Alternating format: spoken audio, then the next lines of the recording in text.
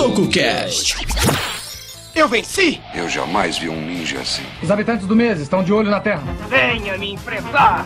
Já estou enfrentando. Será muito fácil acabar com você. Ouça bem, Jaspion. Você tem a missão de defender a paz deste universo.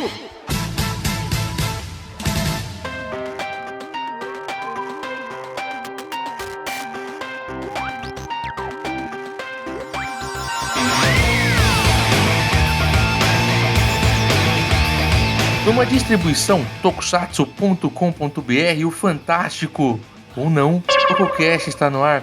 Eu sou o Gil e vamos falar de Kamen Rider Kiva, Kuroda. Tô até assustado aqui com esse vampiro aparecendo aqui no TokuCast tão cedo. Pessoal, eu sou o Kuroda, eu tô um pouco assustado, porém legal. Já é um Rider conhecido. É um Rider que tem uma história curiosa, então nada mais justo. Mas eu acho que o grande motivo do Kiva está aqui hoje, a gente vai saber em instantes. É verdade, um motivo bem especial, porque já fica aí o alerta. E quem quiser escolher tema para o TokuCast participar, vai descobrir o porquê o Kiva veio primeiro do que muitos outros Kamen Riders. O Kuroda, quem está conosco para falar deste Kamen Rider que tem de tudo, né? É uma novela mexicana muito interessante. Ele é um novelão. Tem de tudo. Tem amor, ódio, traição, briga familiar. É uma loucura. Tem a viagem. É uma mistura de A Viagem com um De Volta pra Minha Terra, um De Volta pro Futuro. Mas vamos lá. Bem, como o Gil falou, esse cast hoje ele só é possível porque foi o pedido de um padrinho nosso. Então a gente vai começar esse cast chamando ele aqui primeiro. Ele que escolheu o tema, escolheu quem que gostaria que participasse com ele. Então, diretamente de muito longe do Rio Grande do Norte, longe pra gente aqui, né? Pro Nares, então, é muito mais longe. Mas diretamente de Rio Grande do Norte, Thales Medeiros, nosso padrinho, nosso amigo, seja bem-vindo. Fala, pessoal! Eu estou muito feliz de estar aqui. Sério. Como eu tava falando aqui nos bastidores, isso aqui vai ser uma comemoração à minha vida no Tokusatsu hoje. E eu gostaria de perguntar pra vocês sabem de onde é que surgiu os violinos? Dá corda pra esse menino pra ver se ele logo não tá aqui apresentando mais coisa. Dá corda, ó. Dá corda pra esse violino, velho. Cara, o violino eu não sei. Eu só sei que tem o negócio do Stradivarius, não tem? Tinha. No começo de cada episódio tinha uma curiosidade diferente. Dá pra citar, inclusive, o Stradivarius tem um negocinho na série, mas eu gosto de uma outra parada que mistura Stradivarius com um nome de guitarra, que é uma banda que chama Stratovarius. Stratovarius, é isso aí. Essa é boa, tá? E como eu costumo chamar aí, como eu e o Gil aqui, algumas pessoas somos fãs de Metal Espadinha. Mas, dito isso então, Thales, seja bem-vindo. Já participou de outros casts, não é o primeiro cast dele, mas comigo é a primeira vez. Não sei se com o Senna e com o Nares também, mas muito feliz de ter alguém que acompanha o nosso trabalho, principalmente no Toku Agora, né, que virou padrinho do TokuCast, que acompanhou o Toku Agora, e então eu tô muito honrado com essa gravação de hoje. Dito isso, vamos aqui hoje só tá os admins, hoje só tá quem tem porcentagem na nota. Mas vamos lá. Ele, o homem de poucas palavras, mas sempre com uma opinião sagaz, temos ele, Senna. Opa, e aí pessoal, sou o Senna. Saga, né, que tem também o Kamen Rider Saga, né, nessa série. E vamos falar aí dessa versão oriental do Beijo do Vampiro. É isso aí. Muito bom. Muito bom. Muito bom. Gosto demais. E ele, que também nos últimos anos era um parceiro, que virou um amigo, virou um irmão, e agora tá aqui com a gente nessa loucura, que nos convidou a criar um projeto chamado Toku Agora. Já podemos usar essa frase há alguns anos. Alguns anos. Então, mas nunca deixo esquecer do Tokusatsu em um minuto ou mais. Seja bem-vindo, Sr. Adriano Nares. Obrigado, muito bom falarmos agora do Kamen Rider Kiva, que tem uma das, na minha opinião, melhores trilhas sonoras dos Riders da era Heisei. E para parafrasear o famoso músico e compositor austríaco Wolfgang Amadeus Mozart, uma frase dele que eu acho que descreve bem a série. Mozart disse: para fazer uma obra de arte não basta ter talento, não basta ter força, é preciso também viver um grande amor. Olha, Caramba. Nossa, Cara, acho que acabou o podcast. eu acho que é falou, isso, gente. pessoal. É isso, muito obrigado. Fiquem com o Edinho. Adeus! Falou! A edição deste podcast. Mensagem errada, mensagem errada. Puta que pariu. Mensagem errada. Yoshá! Kibatte Iksen! Kyabun!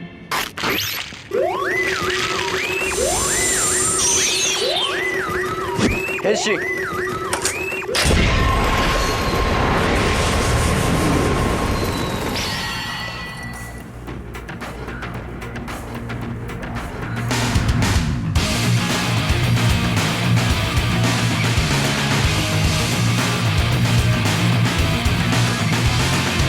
Kamen Rider Kiva foi transmitido lá na TV Asahi em 48 episódios de 27 de janeiro de 2008 a 18 de janeiro de 2009. Lembro como se fosse ontem, lá no Fórum Toco Brasil. Nossa senhora, daqui a pouco a gente fala um pouco mais como nós conhecemos Kiva antes de falar da série. O cara que era uma produção da Toei, né? Claro que é da franquia Kamen Rider, nem precisamos falar, né? Era transmitida aos domingos das 8 às 8h30 lá no Super Hero Time. Era na produção da Era Heisei, né? Contando a Era Heisei a partir de Kuga, certo? E é uma série, entre aspas, comemorativa, né? Porque seria os 70 anos do Shotaro Shinomori, caso ele estivesse vivo, né? E o Kamen Rider Kiva, ele já entra já nesse período que a franquia, a cada série, tenta dar uma inovada, né? E o Kamen Rider Kiva traz algumas inovações também, com uma relação, com a atuação, né? A vida de um pai e de um filho, porque a gente acompanha duas linhas distintas do tempo, né? São dois períodos narrativos ali entre 1986, né? A gente acompanha a história acontecendo em 86 e a outra história ocorrendo em 2008 e depois se encontrando. Vamos contar um pouquinho para vocês. Mas antes de dar mais detalhes, né, sobre a trama, sobre o enredo, apesar que não vai ter como a gente fugir de não dar detalhe agora também, né? Vamos falar um pouquinho como nós conhecemos, nossa primeira impressão quando descobrimos Kamen Rider Kiva, né? Alguns de nós, quer dizer, a maioria, né? Porque o Thailand é mais jovem, né? Já acompanhamos o lançamento, né? Quando o Kiba era novidade e quando já falavam, né? Que acabou a franquia quando saiu o Kamen Rider Kiba, né? A gente escuta isso há muito tempo, né? Não é novidade. Vamos lá, eu vou começar. Às vezes eu fico por último, mas vou começar aqui porque isso me traz muitas lembranças boas lá do Fórum Toco Brasil, né? Porque a gente tava com o Fórum Toco Brasil na época. A gente tinha unificado os fóruns, já o fórum tokusatsu.com.br e o Toco Brasil era um só. E o Kiba, ele veio numa sequência de uma série porque o Denô fez um sucesso, né? O Denô, a galera gostou. Eu não gostei muito do Denô, tenho que admitir, mas vamos ver como é que vai ser pra ir assistir, né? E quando saiu o Kiba, eu confesso que eu não gostei. Não gostei do começo, achei muito cansativo. E eu vou falar mais isso lá nas considerações finais. Mas eu assisti a série inteira. E ela por muito tempo ficou longe de eu rever, cara. Eu vi ela uma vez só naquela época e não entendia o amor que alguns tinham por Kiva. Como um amigo nosso, o Wagner, espero que esteja ouvindo a gente. O amor, o carinho que tinha por Kiva e Denô. Eu tive muita dificuldade. E que bom que eu estou tendo a oportunidade de assistir, cara. Né? Muita coisa mudou, da minha opinião, lá de 2008, 2009 pra cá. Mas a primeira impressão foi essa. Eu não gostei muito do visual, achei o visual muito feio. Me lembrou muito Stronger, que inclusive também eu sempre achei feio. E não curti muito a ideia do Kamen Rider vampirão, que não tinha nada a ver, não tem nada a ver com vampiro, na verdade, né? Se vocês forem avaliar friamente. Tem, mas não tem, né? E aí eu ficava meio assim, não curti muito o visual, não gostei dos primeiros episódios, achei cansativo, achei o Ataru, nossa, o Ataru me dava sono. Aí quando você tem aquele começo, e isso acontece até hoje, né? Quando você tem aquele começo de série cansativa, você fica cansado de esperar algo acontecer, né? E no Kiba, pra mim, reassistindo, eu lembrei o porquê que eu demorei pra curtir um pouco o Kiba, né? Porque só ficou bom o Kiba pra mim lá depois do episódio 30 e pouco. E aconteceu de novo reassistindo. Só que dessa vez eu tive uma experiência melhor, né? E eu ficava nessa na época. Eu falei, cara, por que a galera gosta tanto do Kamen Rider Kiva, sabe? Aqui no fórum, né? Aí gosta tanto do Denô. Eu ficava muito assim, né? Não criticando ninguém. Eu gostava muito do Ribe, que muita gente não gostava também, né? Mas essa foi minha primeira experiência quando eu vi o Kiba, assim, sabe? Eu não gostei muito. eu te falo que é uma coisa que me incomodava na época, que me incomodou aqui, que eu uso como referência, é que eu achava um pouco discrepante, é besta o que eu vou falar, mas me incomodava, que o protagonista, né, o Wataru, ele é um rapaz mirrado, franzino, e o Kiva era todo bombado, né, bodybuilder, então sempre me incomodou essa coisa do personagem que fica muito forte depois que transforma. É idiota, mas como eu falei, pra mim ficava feio. Um cara franzino, tal, meio emo. Naquela época tava na moda talvez o emo. E aí virava um robustão, tal. Então só isso me incomodava um pouco. Eu até gostei de reassistir. Pra mim foi legal. Eu gostei também. Sabe como também você ficava metade da série querendo saber mais de 86 e depois metade querendo saber mais de 2008, né? E assim... E chegava... Quando chegava as lutas de 86... Bem, eu já sabia mais ou menos o que ia acontecer, porque se o monstro tá vivo e os personagens estão aqui ainda, então não mudou, tipo, ninguém morreu, tal, né, dos principais, assim, né? Então isso já ficava mais tranquilo. Senna, você primeiro. Eu gostei bastante, né, porque, assim, uma série que eu sou muito fã é Lost. E essa pegada de ter sempre o flashback e a parada, né? Me lembrava muito Lost, né? Então, e como eu falei lá no cast de Go Onger também, Go Onger e Kiva foram as primeiras séries que eu acompanhei simultânea do começo ao fim, né? Então também tinha esse gostinho, né? O Kiva, né? O gostinho de... Que é o gostinho que a galera tá tendo com o Kamen Rider Zetsu agora, né? Mais ou menos, né? De você tá acompanhando, né, em tempo real, só que é oficial, né? Você falou do visual, pô, cara, pior que eu sempre interpretei como uma armadura. Eu nunca pensei que era músculos, né, do cara e tal. Eu gostava. O que me incomodava um pouco, a gente vai falar mais pra frente, é que a série meio que se esquece de algumas coisas, né? Que ela propõe, assim, né, no começo. Mas no todo eu gosto da série. E Nares, e você? Como que foi pra você? Impressões e tal? Você lembra ainda um pouco disso? Lembro, nessa época eu já estava acompanhando as séries em tempo real desde o Blade e participava do Fórum Toku Brasil. E eu gostei do que eu vi nas primeiras informações ali no final de 2007.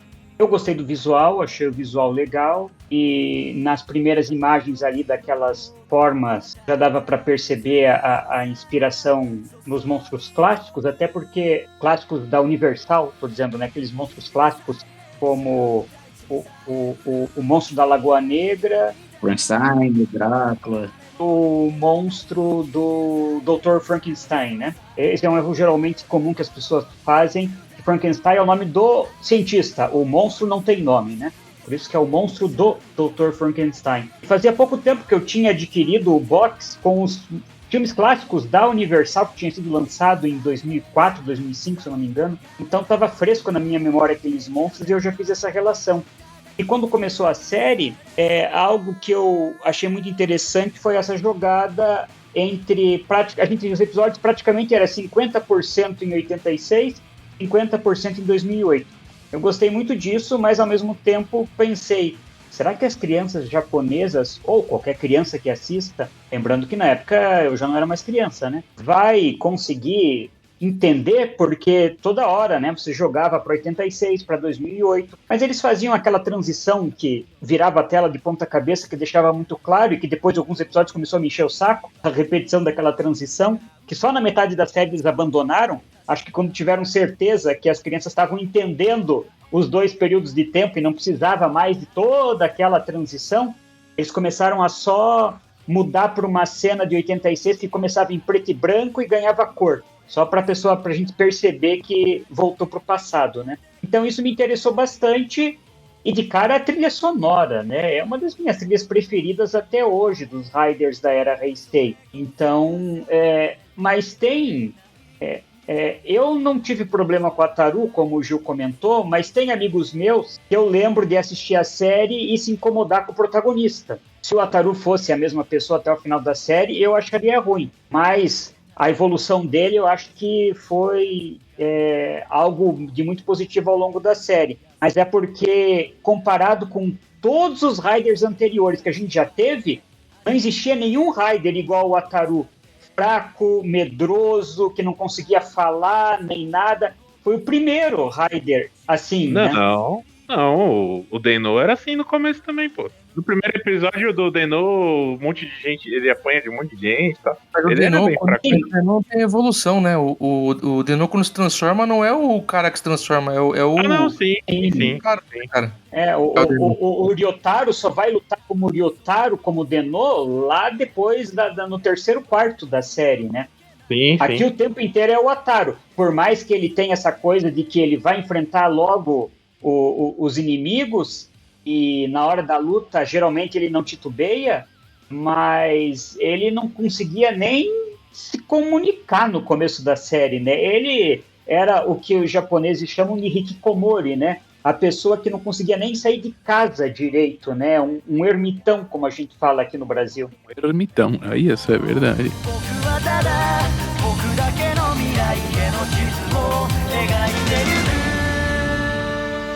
E aí, então, agora, vamos para um pouco da história do porquê estamos aqui. Então, agora sim, Thales, conta pra gente como que o Kiva surgiu na sua vida pra gente estar aqui neste momento.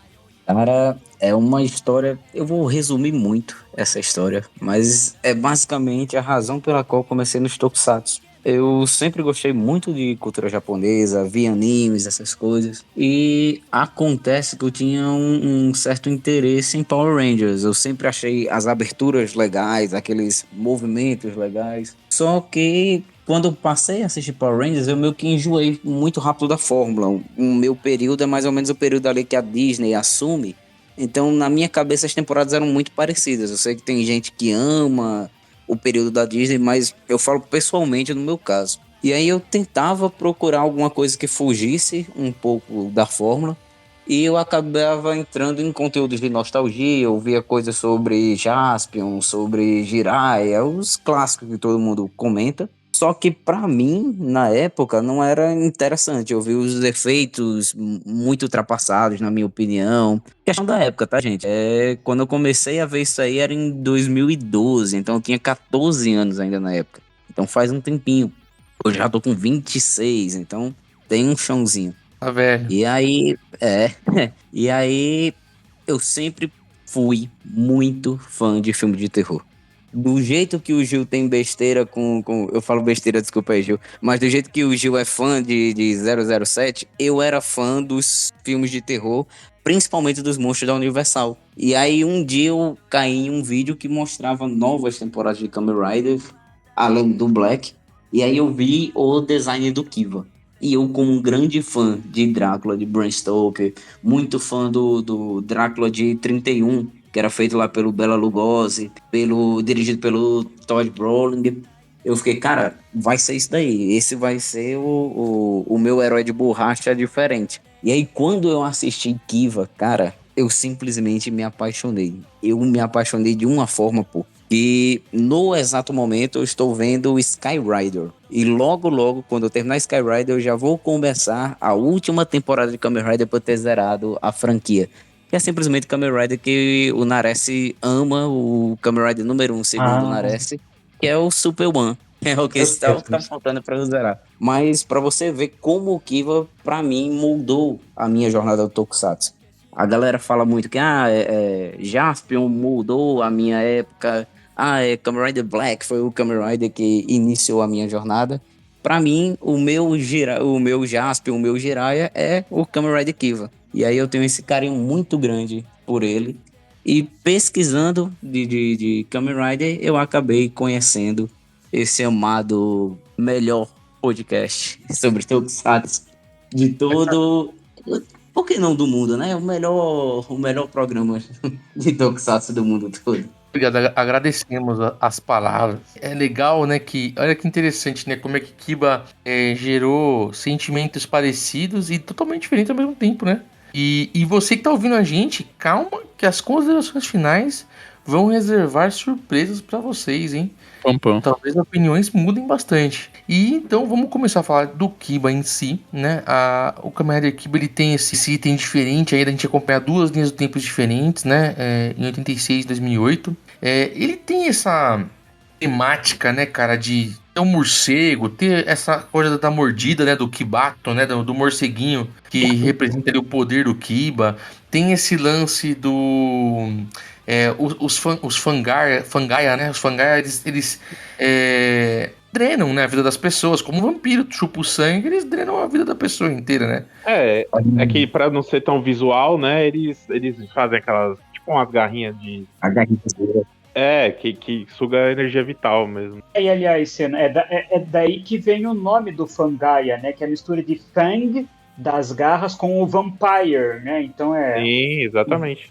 Por isso que ele aparece em cima da pessoa aquelas duas coisinhas, aquelas duas garrinhas, que é como se fosse o dente dos caninos do vampiro, né? Sim, e falando em canino, aproveitando que o Gil falou do Kiva, né?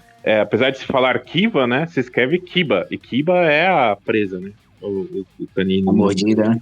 Japonês, né? E eu acho um ponto interessante que o próprio Ataru, ele é colocado como aquele... como uma espécie de vampiro mesmo, né? Porque ele fica... Ele é meio Fangaia, né? Já dei spoiler aí. Não, sim, mas tô falando no sentido da figura vampiresca, né? Porque ele é apresentado pra gente como um cara que foge da luz, lembra? Ele é sempre de touca, né? Um casarão sozinho, né? Sempre de óculos, ele sempre de luva, casaco. Ele não mostra quase nenhuma parte da pele dele. Que é algo que se você assiste assim de primeira mão, você fica achando, rapaz, ele é um vampiro mesmo, ó, tá se escondendo totalmente da luz. E quando a gente vai pro passado, a gente também não demora pra gente ter também uma referência melhor do que acontece também, né, quando volta pro passado. No presente, a gente tem, vamos lá, acontecimentos semelhantes ao passado, isso fica claro pra gente, né? Tem muito episódio que o acontecimento do presente se entrelaça com o passado, mas esse tom vampiresco aí, né, tirando os Fangars, tem só o Ataru no presente, depois também esquecem também esse ponto, né? Eu acho que ele pega muito o Kamen Rider Kiva pra tentar manter esse meio clima de vampiro, essas coisas. Ele tenta usar uma estética bastante gótica, que é meio que referência até o livro do Bram Stoker, do Drácula. Ele tenta pegar ideias daquelas igrejas antigas. O primeiro episódio já começa com uma igreja feita de rochas. Ele já tenta puxar bastante som de órgão, de instrumento clássico, para tentar gerar esse clima também do vampiresco. Não apenas o design dos personagens. Você não disse do Lost e a série teve influência de Lost mesmo, viu? E essa é uma parada muito interessante, né? Porque o Lost fez um sucesso danado naquela época, né? 2008 tava no auge, né? Tava na 4ª temporada. Né? Tava arrumando pro final já, né? Pegando o gancho das igrejas, que eu deixei anotado aqui, quem criou o design dos Fangaias foi o Tamotsu Shinohara, né? E o visual não era sempre baseado, né, no animal, às vezes numa planta, né? Com vitrais de igreja, né? Por isso que eles são todos até aquelas cores diferentes e tal, né? Cara, Tamotsu Shinohara é um nome interessante de você citar, que ultimamente aí tá envolvido em umas polêmicas com o IA, né? Sim. E ele também participou de um bate-papo aí com os brasileiros aí no Marabá Cinecomic da 2ª edição, né, cara? Bate-papo lá com o Marabá e com o Ricardo Cruz, né, cara? Ele tá um nome sempre presente também aqui, né? Uma coisa que tem também no Kiva ainda, que tinha ainda dos clássicos do Shinomori, teve o Fangaia Aranha, né? Logo dos primeiros, né? Que é quase uma referência, né? De primeiro episódio, né? O primeiro episódio sempre é contra o Monstro Aranha, né? Por muitos... Quase toda vez tinha isso, né? Era quase que uma rotina, né? E o Fangaia do primeiro episódio ainda depois ele some, depois volta e é um chato de galocha, né? Que é aquele das marionetes, né? Da mãozinha. Nossa, que personagem chato. E demorou pra ele morrer, né? Putz. É verdade. Mas eu lembrei desse fato curioso de novo das aranhas. Uma coisa que me incomoda um pouco quando eu vou, dependendo da série... Mas é eu falando, tá? Que me incomoda Kuroda. É não dar ou demorar pra dar o contexto de como o cara virou o Rider, como tudo aconteceu e tal. E curiosamente, até onde eu saiba, a gente sabe que tem uma questão hereditária, né? Genética. Mas em nenhum momento aparece o episódio de como o Kivato, né, o Cinto, chegou no Ataru e foi, e falou e aconteceu, né? Simplesmente ele já é o Kamen Rider. Não, mas dá a entender, não dá a entender que a mãe dele passa o Kivato pra ele. Sim, passa. Dá a entender, mas não existe esse implícito. O Kiva é muito desses implícitos, né? A gente sabe que isso aconteceu.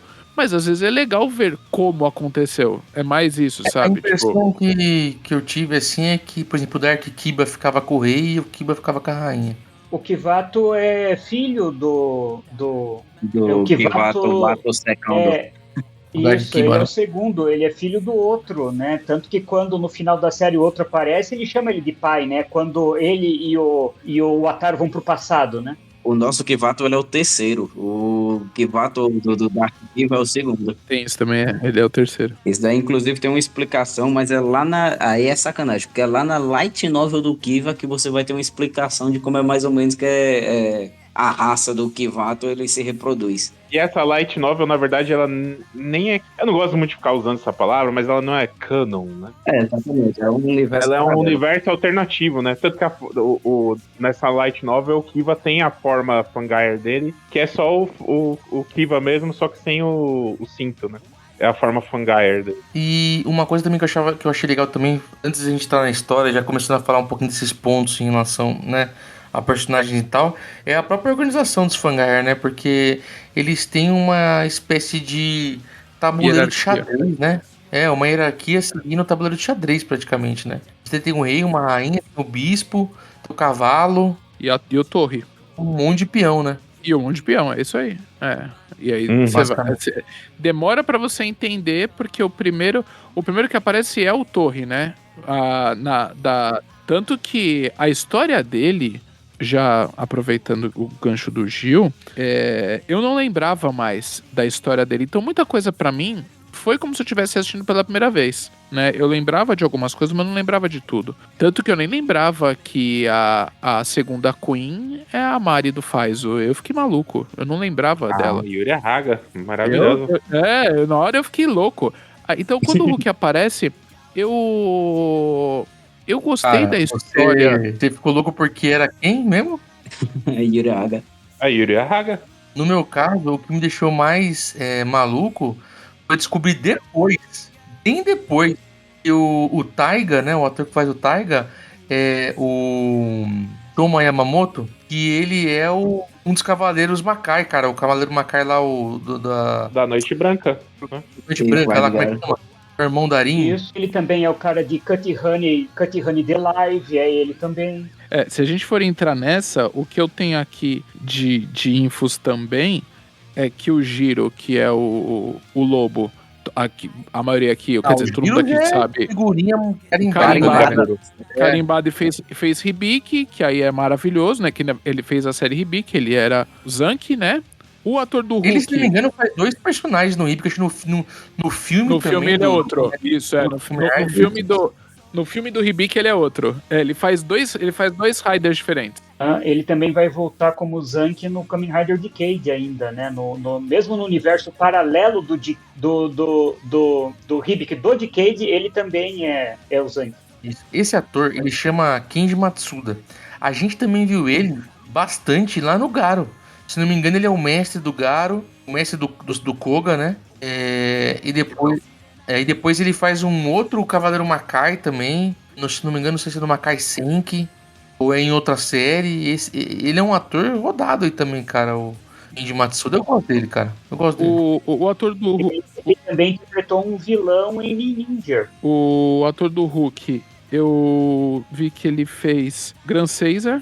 Ele era um dos da tribo lá da Terra.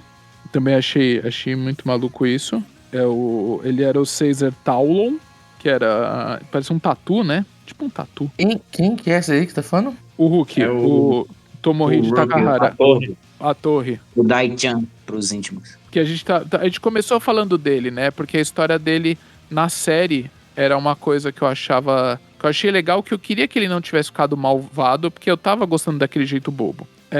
Mas voltando pra participações, já que a gente começou a falar disso. Aí a gente tem Kazuoki Takahashi, o Change Griffon, também.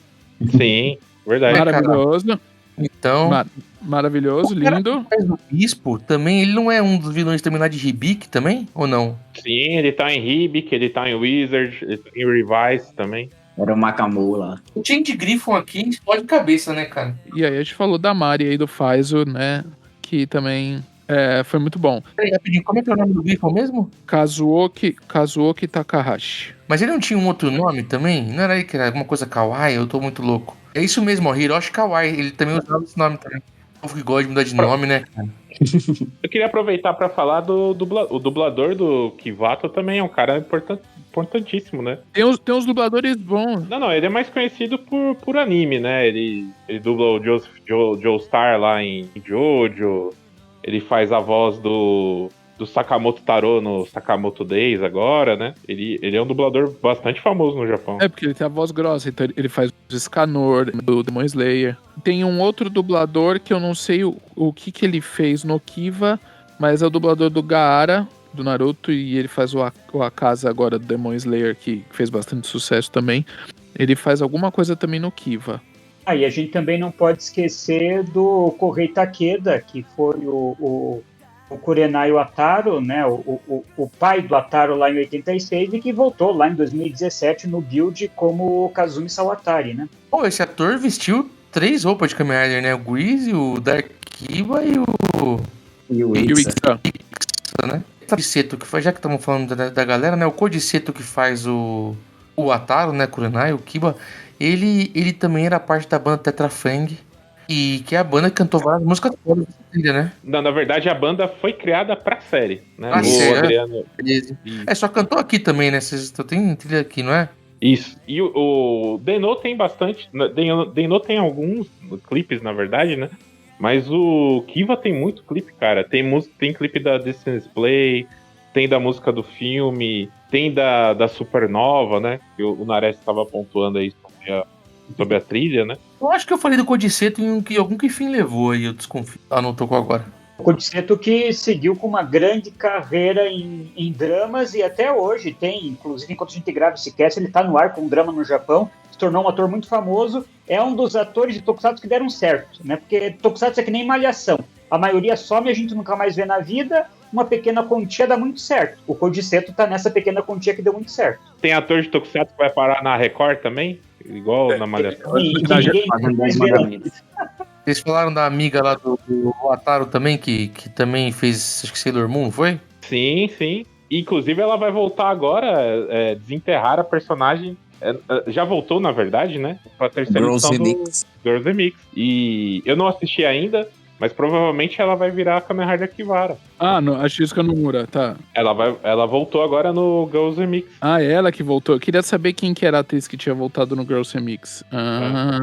No Halloween Party. E o dublador que faz a voz do Tatsuloto, o Akira Ishida, tem só esse trabalho mesmo aqui em Tokusatsu, mas uma longa carreira em anime, vários sucessos, inclusive lá atrás em Evangelho ele foi a voz do Kaoru, aquele menino de branco que aparece no final do Evangelho. É do cabelo cinza, né? O Kaoru Nagisa. Isso. Agora você falou da Akivala, ela naquele negócio daquele Sekihiro Saga lá, quem é a Akivala é a Megumi, né? Sim, sim. Isso. Megumi, né? Não podemos esquecer também que da Megumi. E a Akivala, da mãe na verdade, nem apareceu no próprio Kiva, né? Ela apareceu no Decade, né? Do Decade, Um ponto legal de citar é que, assim, tanto a Yuri quanto a Megumi, elas se tornam, em algum momento, Ixa também, né? O Ixa, ele tem vários portadores ali, né? Vários hospedeiros, vamos dizer assim, portadores, né? E até queria puxar esse gancho para falar um pouquinho, antes da gente entrar mais na história também, sobre a organização. A gente já falou praticamente um pouquinho da turma ali dos Fangaia, né, que tem essa organização, tem o rei, né, tem essa hierarquia, e tem a organização do Bar, né, cara, que é a organização Aozora, né, Subarashiki Aozora no Kai, né, que seria a maravilhosa organização do céu azul, né, essa porra, acho que é isso, né? Exatamente. E ele foi fundada em 86, aparentemente.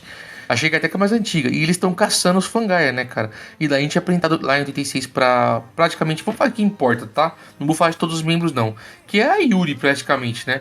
Que é a grande caçadora de Fangaia aí. E depois o Otoya Kurenai, um doido do cacete, que toca violino e se acha um gostoso, que acaba também entrando na organização e acaba virando... primeiro o Jiro, né, que usa o Ixa, depois usa o Otoya. No caso do Jiro aqui, o Jiro e outros dois caras que eles são... o Jiro é o Garuru, né? Ele é sobrevivente de uma outra raça, né? E nesse caso, aí vem a parte dos monstros, né? Porque a gente tem os Fangaia, que seriam vampiros, né? O Jiro seria um lobo, né? É o Wolfen, é o nome da raça. Isso, a Wolfen Race. Os outros dois ali, um seria o monstro do pântano, né, cara? Praticamente o monstro, né, das águas, né? Eles chamam de Madman. É o monstro inspirado da Lagoa no monstro Negra. da Lagoa Negra. Monstro da Lagoa Negra, é verdade. E o outro seria os monstros da Hammer ali, praticamente, né? E o outro seria o Frankenstein, que é da incrível raça Franken, porque a criatividade estava pouca. E na verdade, Gil, eles são os últimos das raças deles. Viu? Eles não são Fangai, eles são outra raça, né? É que assim, a série não se aprofunda muito nisso, né? Essa novel que a gente citou até, na verdade, ela explica melhor que, na verdade, existem 13 raças demoníacas, né? Dentro delas, inclusive, até uma delas são os humanos, né, tal. E esses 3 que você citou são os últimos representantes da raça de cada um. A única coisa que a gente sabe na série é que quando aparece lá o rei em 86 e ele encontra esses sobreviventes, ele só diz que, como os outros, vocês também vão ser extintos, dando então a entender que outras raças já foram extintas, né? Mas na série propriamente, acho que eles não chegam a citar 13 raças, né? Não. Só no filme que você vai ter uma raça lá em específico, que é basicamente inspirada no monstro da múmia, lá dos filmes também, a múmia original, mas de fato eles não vão citar. Você vai ver realmente só na Light Novel. Aproveitando que a gente tá falando desses monstros, Gil, pesquisando sobre a produção e tal, pra gente participar, eu vi que os japoneses meio que consideram o Kiva o protótipo de algo que virou meio que o mote de todos os Kamen Riders Heisei até hoje, que é você tem um item para cada transformação. Vai explicar melhor, por exemplo.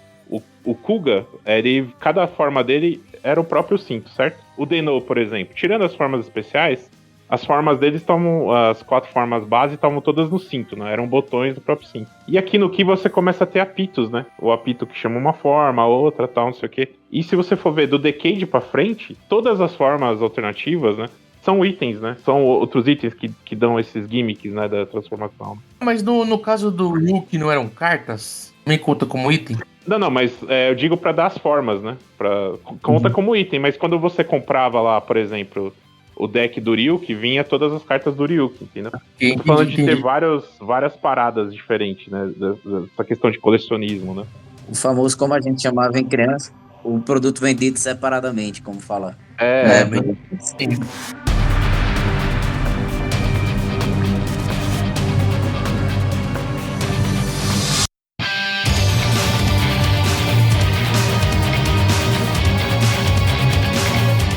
Traçar, na verdade, os acontecimentos aqui principais das 2 linhas do tempo, né? A gente tem, em resumo, né? Eu tentei resumir porque eu sabia que o Truecast ia ficar longo, então eu tentei ficar resumindo aqui, escrevendo para poder garantir, né, uma passagem melhor. 36 é assim, simples. O autor é um mulherengo, um maluco lá que toca o violino. Ele se apaixona pela Yuri e tem um período ali de um triângulo amoroso dela com o Jiro e o Yuri, né? O Jiro, inclusive, mesmo depois ajudando os mocinhos, ele comia a gente aí, né? Não, Yuri, desculpa aí, mas se alimentava das pessoas mesmo, ele tomava um cafezinho lá no... né? Tem esse paralelo, e depois o autor vira o Ixa e tal, começa a viver com a Yuri, e de repente tem uma mudança drástica ali, né, velho? Que ele praticamente caga pra Yuri, se apaixona pela Maya, que é a rainha dos Fangaia, e eles vão viver um romance, né? E não vamos ficar contando a parte do violino também, que vai ser muito extenso. Mas é basicamente isso. É um romance proibido, né? E essa é a parte que é a minha crítica aqui, porque pô, de repente ele esquece a Yuri, você acha que ele tá... Achei mancada. Achei mancada com a Yuri pra caramba, achei muito sacanagem da parte do Cafajeste. Você acha que ele tá hipnotizado pela Maya, mas depois não. A Maya, inclusive, se mostra ser meio que uma sucubo, sacou? E depois... alguma coisa muda no roteiro, o roteiro do Toshiki Inoue, falando nisso, daquele roteirista principal, de repente muda, e de ser uma relação em que a rainha Fangai está dominando, né, o humano, realmente é um caso de amor mesmo, vira um amor mesmo um com o outro, sabe? É um amor verdadeiro ali, que até a Yuri vai ajudar depois, né? A Yuri deixam ela também nessa parte, ela era toda uma mulher forte, decidida, e ela vira mulherzinha, dona de casa, também dá uma mudada nela, né? Depois que ela se vinga do cara lá que matou a mãe dela, que é aquele Fangai que é o cavalo, que é um dos mais legais da série, inclusive, né? Que o cara é muito engraçado ali, né? Engraçado e ao mesmo tempo ameaçador, assim, né? O ator fez um trabalho muito interessante ali, né? De ser engraçado e ao mesmo tempo gerar medo. E aí, depois disso aí também para, né? O próprio Jiten perde um pouquinho a importância no passado. De repente, o 1986, ele vira só o Otoya Yamaya ali, né? Então, por isso que eu acho que teve, sei lá, uma coisa aconteceu aí com o Inoue que ele mudou aí no meio do caminho, o que era no Até passado. o Nago, né? Apesar de que tem uns maneirismos, né? Do Inoue, né? Eu vou chegar no Nago, no roteiro, né? Tô focando em 86 ainda, exatamente por causa disso, pra gente entender o contexto, né? A história vinha numa tangente, quando se resolve a Yuri, vem o arco da Maya junto com a Toya, né? De um amor aí impossível, porque ela tinha que matar Fangaias e se apaixonavam por humanos. Tinham vários, né? Ao invés de se alimentar de humanos.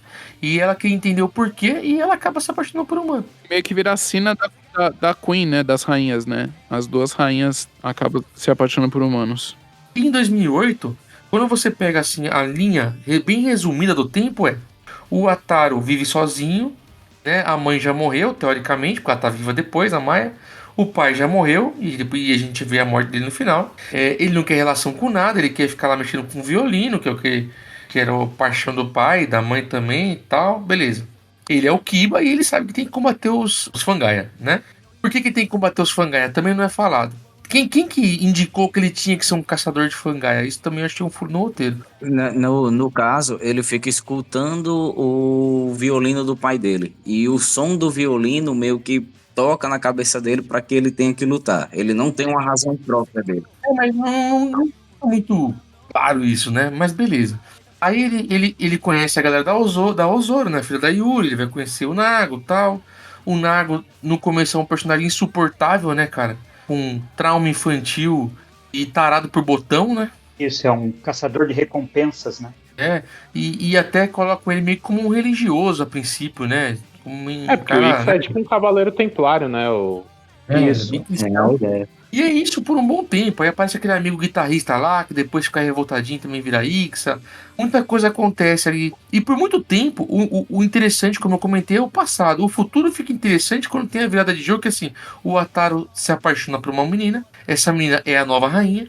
Depois descobre que é a nova rainha. O Ataru tinha um amigo de infância. Esse amigo de infância era meio irmão dele, porque a Maya tinha um outro filho no passado com o rei. Esse filho foi criado pelo chefe da organização Aozora. Deveria combater os Fangaia. E aí vira uma novela mexicana, né? Um grande triângulo amoroso no presente, né? Porque a rainha tá destinada a casar com o rei. E o rei é meu irmão do Ataru. E o Ataru e a rainha se amam. Cara, vira uma novela do nada. A parte que não tava interessante do presente, ela de repente vira uma gama de informação, um volume de informação, numa grande novela mexicana, em que a gente tem dois amores impossíveis acontecendo no passado e no presente. Acho que deu para resumir bem, pra gente poder ir pros finalmente e pros principais pontos dessa história, né? Quando eu falei dos maneirismos do roteiro do Inoue, né? Você falou do Nago, né? No começo o Nago não sabe, né, que o Otaru é o Kiba, né? Ele tem esse ódio do Kiba. Me lembra muito a relação lá do Faizo com... É Kiba, né, também, né? Eu esqueci o nome do rapaz lá, que é o cavalo, né? Em Faiz, né? Tem esse negócio de, eu não sei quem é e tal.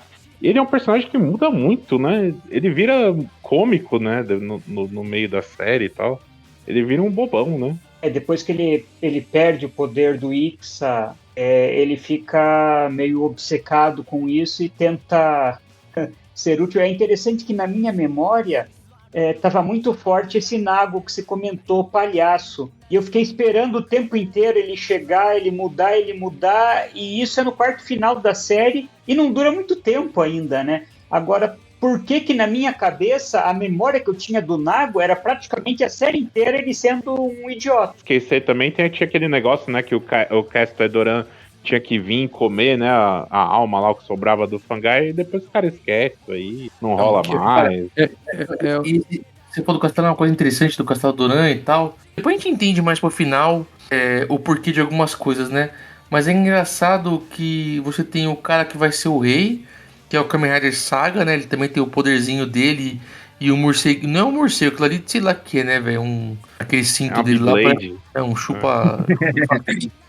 Sei lá. E também o transformador dele também lembra um pouquinho do Kamen Rider X também, né? Verdade. A transformação, né? E aí você tem todo o poder que seria do rei dos Fangaia servindo o Ataru, né? Praticamente, o tempo todo.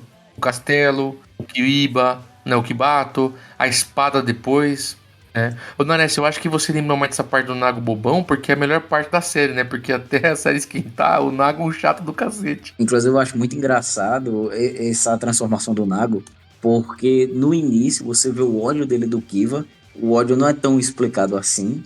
E aí, várias vezes o Ataru tenta falar, olha, talvez eu seja o Kiva, o Kiva tá por aqui, talvez ele não seja ruim. Toda vez com ódio do Ataru, não, deixa de falar disso. Aí quando ele descobre que é o Ataru, ele fala, então é você? Tudo bem então, tudo bem. Ele tinha mudado a opinião sobre o Kiba já, né? Porque ele começa a perceber, até também que a própria Megumi tenta indicar isso, mas o Kiba sempre ajuda. Mas eu entendo também o Nago nesse sentido, porque, se a organização tem que caçar os Fangaia e o Kiba, normalmente o usuário do Kiba é o rei dos Fangaia, é pra explicar o porquê, né? Dá pra entender o porquê. Mas eu acho que faltou pouca inteligência pra perceber logo no primeiro episódio que o próprio rei estaria matando seus seguidores.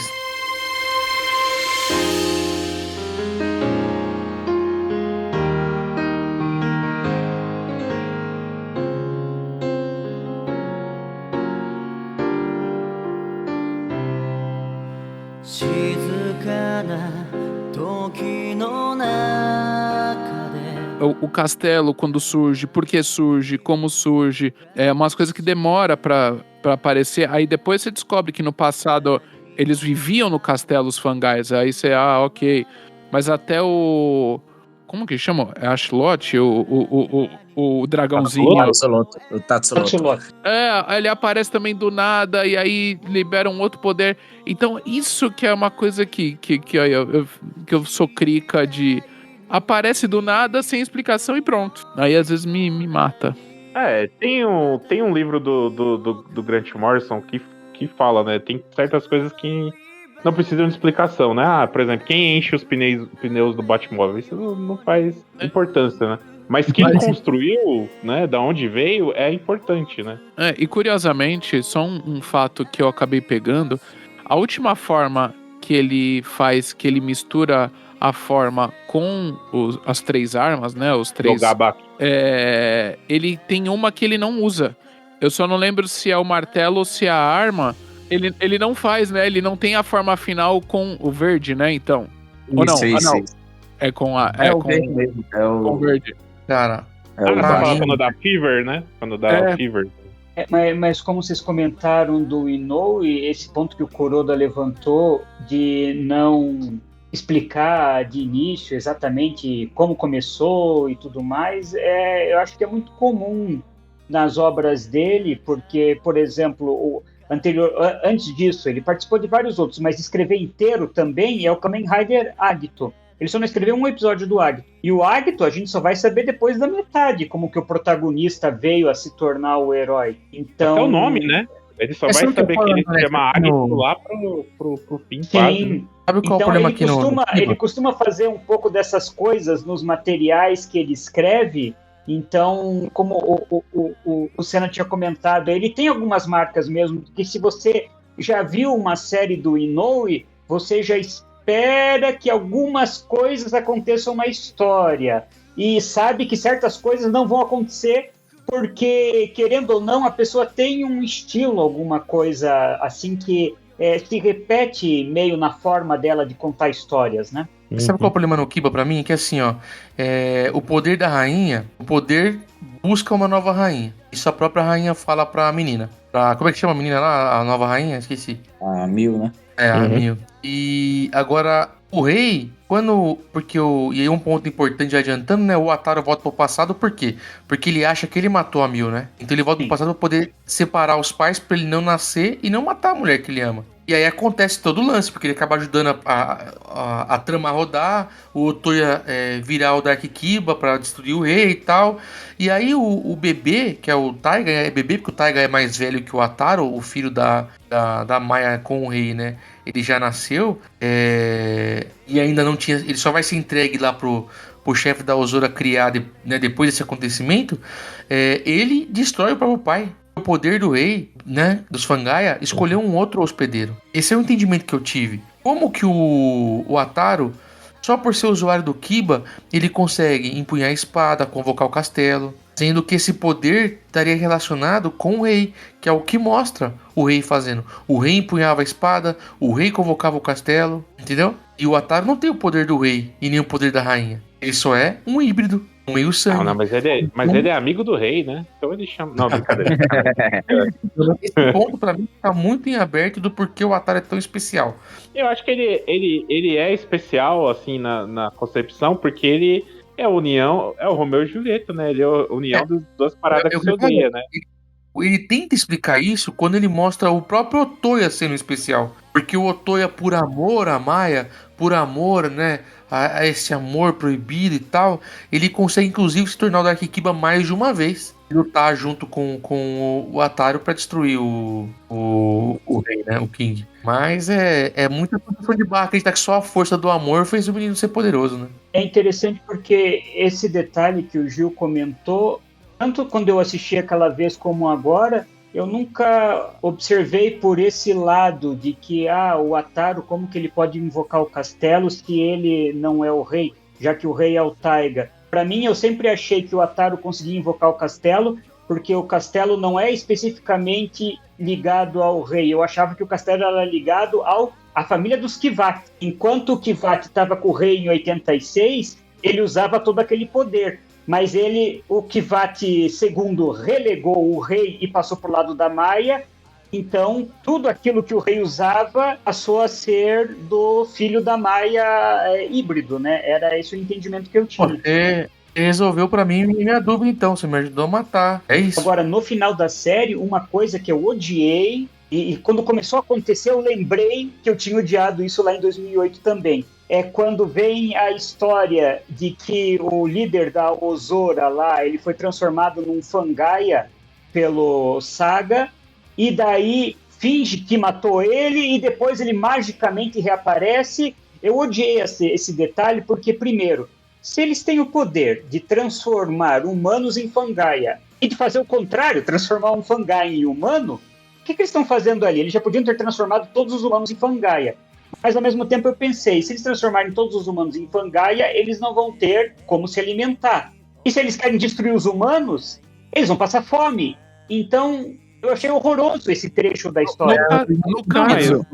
Mas eu acho, Nares, que se você parar pra pensar, é por isso que eles não matam todos os humanos, né? Eles deixam a sociedade dar aquela prosperada, né? Porque se for parar pra pensar em poder, era pra só ter Fangaia, né? E eles poderiam matar todo geral, né? Se eles mataram todas as outras raças de bicho do mal aí. Mas ali eles eram competidores na cadeia alimentar ali, né, cara? Eles Não, eram mas eu digo o seguinte, o que é mais forte? Um humano ou um bicho bicho lobisomem? Mas aí tá, o humano é o alimento. Os outros também se alimentavam de humano, inclusive o Júlio se alimenta de humano. Eu quis dizer em questão de força, entendeu? Tipo, se eles derrotaram o X, né?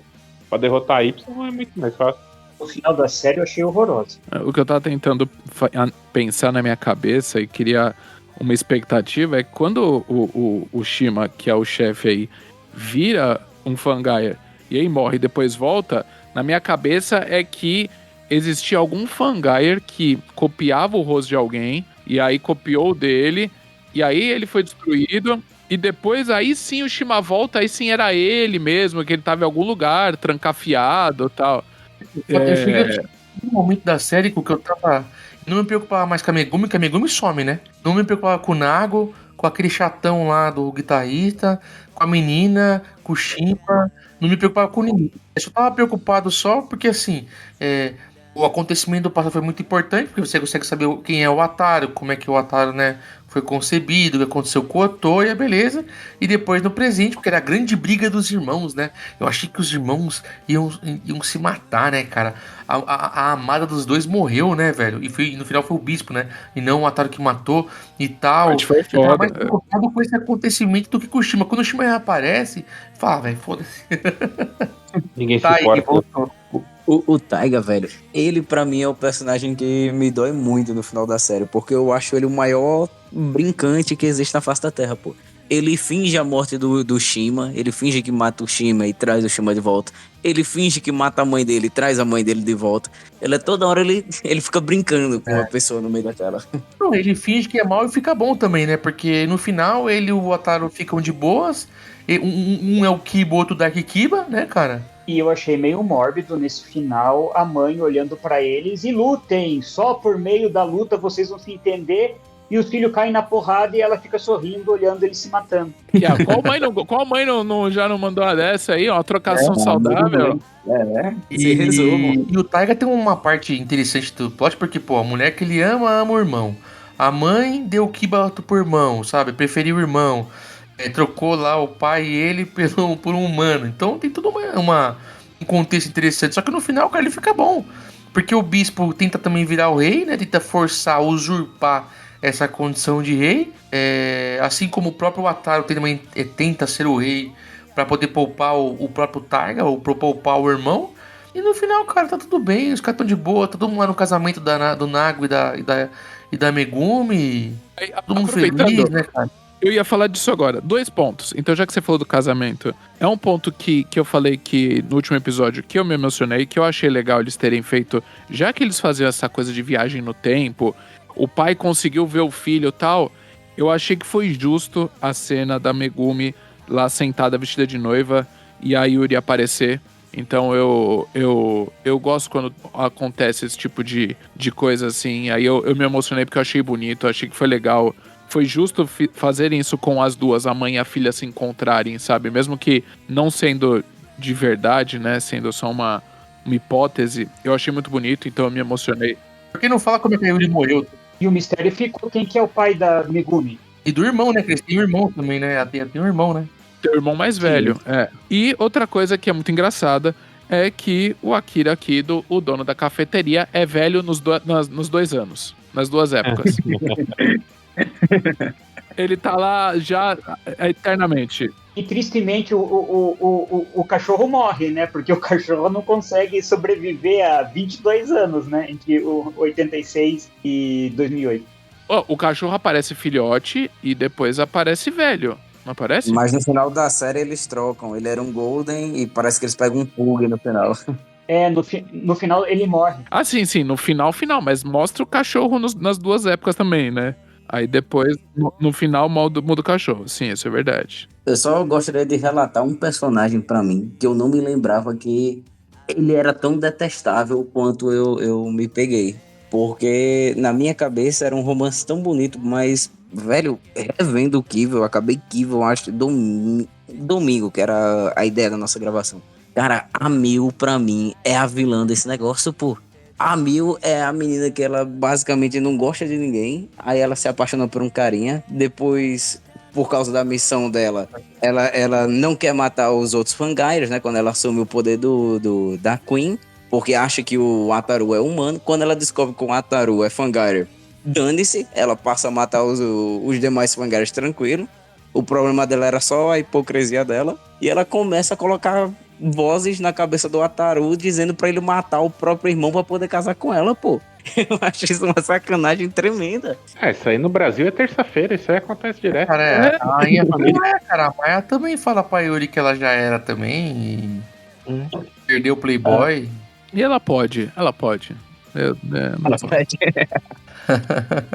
E aí no final aparece o ator que faz o Otoya, ele volta também Ele é um Masao. Masao Kurenai. A série é meio Lost e ela acaba com De Volta pro Futuro, né? Ela tem um fast forward, né? Eu preciso te levar pro futuro, né? Deu merda no futuro, igual o Dr. Brown com o Marty, né? Sim, é muito De Volta pro Futuro essa cena. Sim, no final do casamento, né? Do nada. Eles vêm, Gil, né? Não sei se vocês se lembram, eles vêm do distante ano de 2031, hein? Logo.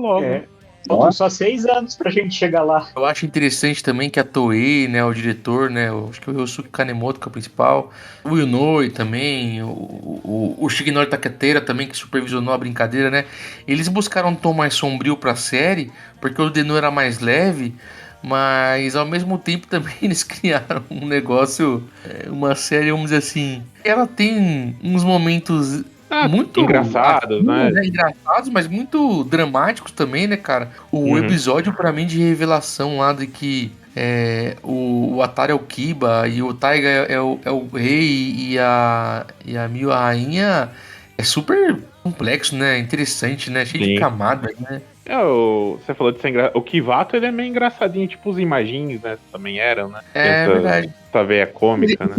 Do monstro, né? Entre aspas, né? Virar o poder, virar a forma, vem do próprio Denou, né? Sim. Inclusive, Kiva tem um filme, né? Com o Denou. Tem o Climax Deca, né? Que é os dois juntos. Mas eu gosto desse lance do design do Kiba ser essa... Foi o Takayuki Takeya e a Tsushi Shiosara, né? Que desenvolveram esse design com uma meio gótico, né, cara? Com armadura, né?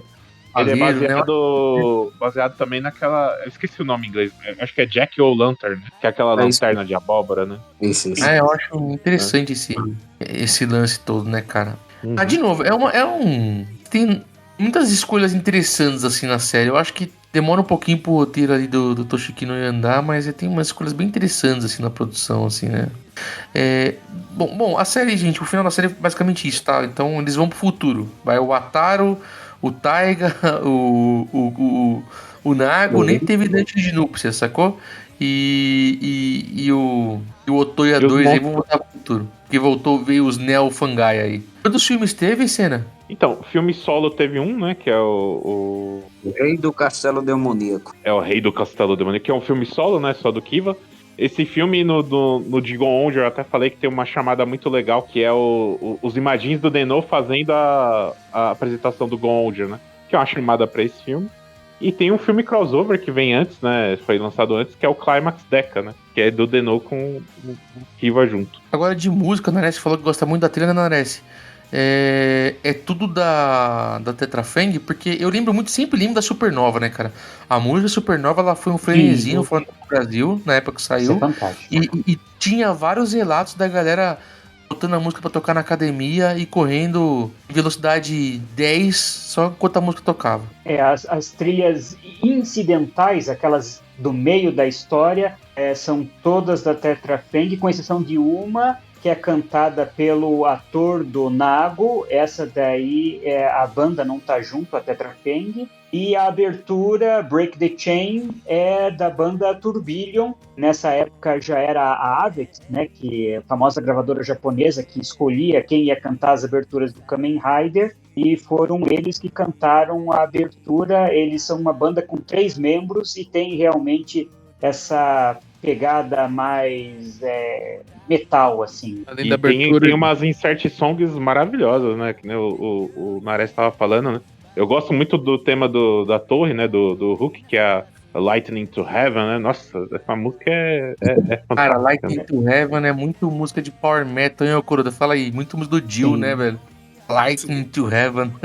O Roots of the King, que é a música do Taiga também, eu gosto muito. E a Supernova, ela toca pela primeira vez no episódio 24, cara. É sensacional quando ela toca, né? Que bom, né, quando tem pouco Kamen Rider e pouca forma também, né? Porque a forma principal a Tatsulote, ela chega cedo também, né? Sim. Ele vai ganhar depois, eu acho que é uma das formas finais, se não for a forma final que apareceu mais cedo na franquia. Nares talvez possa me corrigir aí. Ela só vai ganhar 2 upgrades depois, né? Que ela ganha a espada, né? A Zanvato. E ganha depois aquela Flight Mode, né? Que ele vira um morcegão maluco, verdade. né? E praticamente depois que o Tatsuoto chega, a gente não tem mais a primeira forma do Kiva, né? Tem aquela história, né, que a armadura original do Kiva, por ela usar corrente de verdade, a armadura era muito pesada, então os Suitectors tiveram que acelerar a vinda da forma final para ficar um pouco mais leve, para poder fazer as acrobacias e os movimentos e tal. Inclusive, pegando carona nisso que o Tylens comentou, na série seguinte, o Kamen Rider Decade, tem um especial com o Switch que participa daí o Switch Hector aqui do Kiva, da maioria dos Riders, né? E perguntam para ele qual que ele acha que é a roupa mais pesada de Kamen Rider. Se eu não me engano, ele fala Kiva. Daí eles pesam todas as roupas e descobrem que, bom, até o Kiva era o Kiva, mas a do Decade é mais pesada ainda. Nossa, sério? Sim. E você sabe quem é o Switch Hector do Kiva, Gil? Sim. A gente tem programa sobre ele, hein? Conta aí pra galera, então. É o nosso querido Seiji Takaiwa. Seiji Takaiwa é fantástico.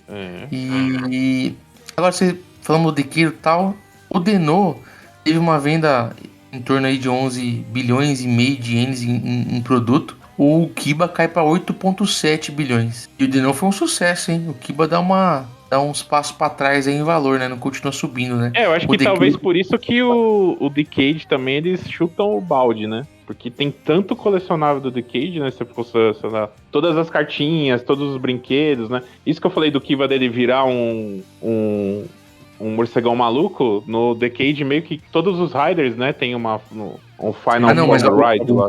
O Decade, ele é mais curto, mas o Decade, por ter vários Kamen Riders, ele dobra praticamente as vendas em relação ao... Não, sim, mas eu digo assim, que tinha muita coisa pra vender mesmo, né? Os caras fizeram... Um sai de 8 pra outro, vai pra 17 bilhões de ienes, assim, cara. A diferença é gigantesca. Em venda de tudo, né, cara? Não tem pra vocês que ser só brinquedo ou ser todo merchandising, né? E acho que de alguma forma o Kiva ainda continuou concorrendo com o Deno, porque o Deno acabou, mas tinha filme atrás de filme durante alguns anos por causa do sucesso. Então, talvez... o Deno canibalizasse um pouco das vendas do Rider que estava no ar, né? O Kiba virou uma série pra ser mais lembrada e degustada ali do que ser uma série como o próprio Deno, por exemplo, algumas séries que ficaram até hoje assim meio que com um hype mais alto, né? Vamos dizer assim, né? Ela ficou mais escondida ali, então é uma degustação diferente, vamos dizer assim, né? Talvez por ser pouco explorada também acaba deixando ela mais interessante, vamos dizer assim, né? Aproveitando que você falou do Ataru também, o começo do Decade aparece, né? O próprio, apesar do Decade serem realidades AR, né? Que eles chamam, né? Alternative Reality, né? O próprio o Ataru aparece no comecinho e tal, né? O que é interessante, porque o Kiba depois é uma criança lá, né? É uma criança, né? Sim. Igual o Nick também, né? É outra historiazinha, né? É o Nelson Ned.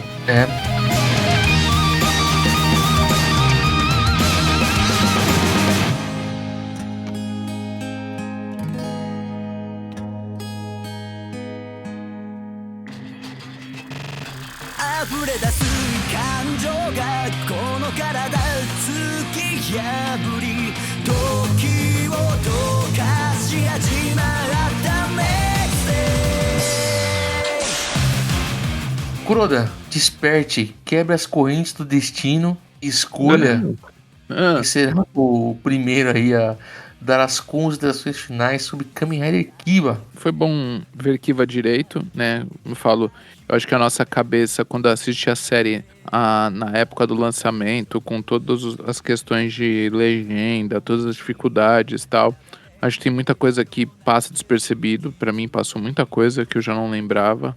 Foi muito bom rever a série. Obrigado, Thales, por ter dado essa missão pra gente aqui. Acho que vale ver muito. Acho que vale ver Kiva assim.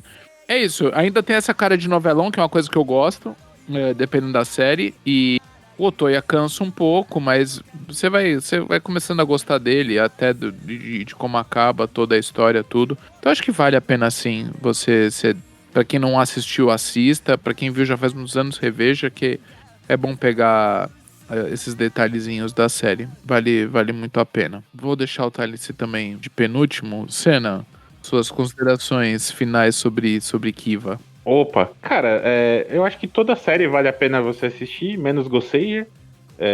Então assista sim, Kiva. Eu adoro dorama, cara. Então, essa parada romântica, né? Eu até costumo brincar que se você tirar os monstros de Faz, por exemplo, vira uma série doraminha, gostosinha de assistir, né? Então, aqui no Kiva também eu gosto dessa parte. Eu não lembrava que a personagem da Yuri Haga era tão filha da mãe, mas infelizmente. Mas ela pode, a Yuri Haga tá liberada. Sim, ela tá liberada. Assistam, cara. Tem essas incongruências aí. Eu costumo perder um pouquinho não prazer. Eu não sei se é uma rigidez que eu tenho quando alguma coisa não é explicada. Tipo, que nem eu falei do Castedoran, que simplesmente não explica depois. Todo episódio eu ficava depois, pô, mano, mas o Castedoran não tem que vir comer o negócio? E aí? E agora, né? Mas esqueça isso aí e assista, se divirta. Ó, a melhor propaganda da série é abre o YouTube e coloca aí Tetra Fang Supernova.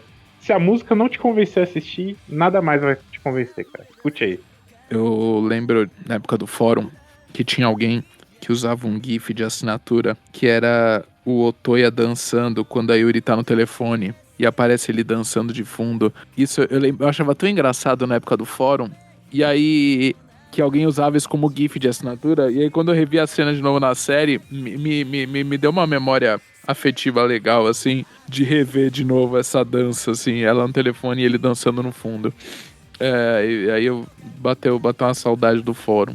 Adriana Ares, suas considerações finais sobre Kiva. Olha, acho que pra mim o maior legado do Kamen Rider Kiva é que já se passaram 17 anos e as músicas ainda estão nas minhas playlists. Volta e meia eu tô ouvindo a trilha do Kiva, principalmente as do Tetra Fang. A Supernova, para mim, junto com uma das músicas do Agito, são as melhores músicas da era Heisei. Eu gosto muito. O clipe também, como já foi comentado aqui, é fantástico.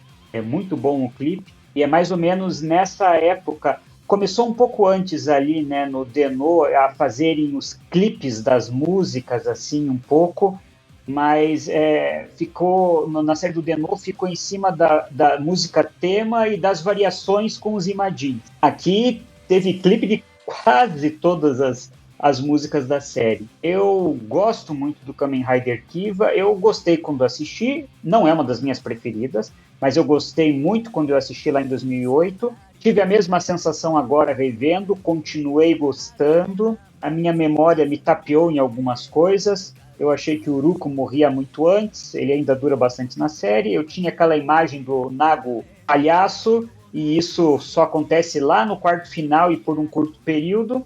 Mas eu concordo que a história demora um pouco a engrenar e que, pelo menos no primeiro quarto da série, o passado é mais interessante que o presente. Apesar de eu gostar do final em geral, mas eu acho que o passado caminhou muito melhor para uma conclusão nos últimos 10 episódios do que o presente, porque quase todas as resoluções do presente vieram nos últimos 2, 3 capítulos, enquanto o passado foi começando a se resolver antes. Então eu acho que a resolução do presente foi um pouco apressada. O último capítulo eu acho muito corrido mesmo. Quando você olha no relógio,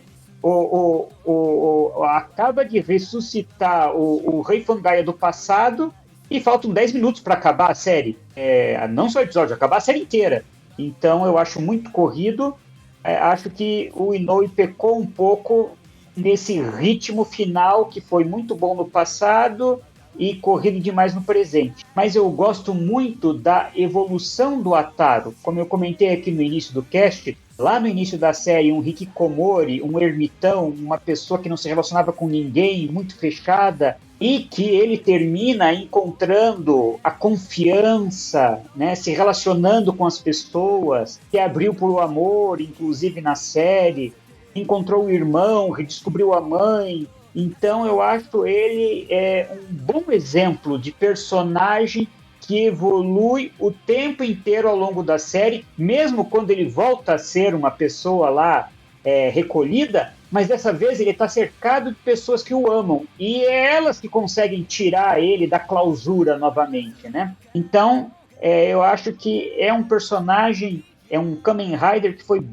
bem desenvolvido ao longo da história, comparado até com séries mais atuais. Eu gosto desse detalhe que nós temos poucos Riders, né? São praticamente 4, na verdade é 3, né? Porque o Dark Kiva tem uma participação bem curta, porque tem série que às vezes tem tanto Rider que as histórias se perdem e é a mesma coisa que não ter nada.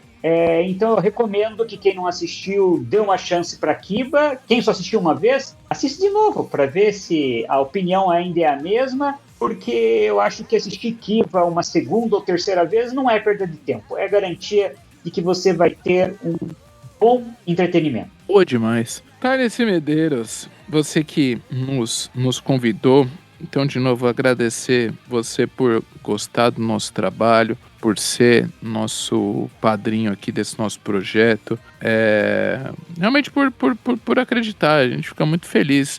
A gente não ia imaginar alguns anos atrás, quando a gente começou com essa coisa de padrinhos, de apoiadores, catarses, que ia realmente ter gente que nos ajuda a criar conteúdo, mais conteúdo. Não que a gente não fosse parar de criar, mas pelo menos é um incentivo da gente continuar e pensar em mais coisas e melhorar. Então, primeiro de tudo, te agradecer por ser nosso padrinho. E, como um grande benefício aí dos nossos planos de padrinhos, é poder escolher o cast.